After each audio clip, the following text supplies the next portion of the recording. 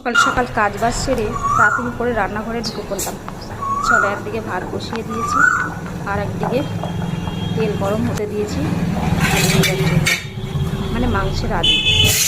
তোমাদের দাদাভাই বাজারে গেছে, আমি এদিকে সব রেডি করছি। রেডি হয়ে গেলেই সব ফটাফট করে রান্না করে নেব। চলো, এদিকে লতি কেটে নিয়েছি, সেদ্ধও করে নিয়েছি, হয়ে গেছে ওটা। আর এদিকে তোমার দাদাভাই বাজার নিয়ে চলে এসেছে। চলো, এবার শাশুড়ি তাড়াতাড়ি করে মশলাপাতিগুলো সব কাটছে। আবার কুটনি বুড়ি আছে, মাঝে মাঝে মুখটা দেখতে পাচ্ছ, কাটছে বলে কীরকম দেখাচ্ছে আমাকে।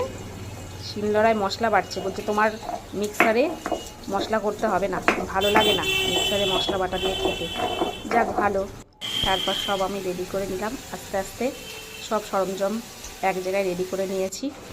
এইবার মাংসটা ইসে থেকে বের করে পরিষ্কার করে নিয়ে সব ধুয়ে পাগলে নেব।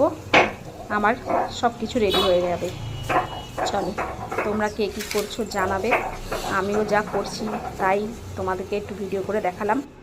চলো, আমার মাংসের আলু মোটামুটি ভাজা হয়ে এসেছে, তাই আর দেরি না করে সব রেডি হয়ে গেল। চলো, আমার মাংস রান্নাও শেষ হয়ে গেল, চিংড়ি মাছ দিয়ে লতিও হয়ে গেল, চাটনিও হয়ে গেল। চলো, সবাইকে অনেক অনেক ভালোবাসা রইল। শুভ দুপুরে শুভেচ্ছা।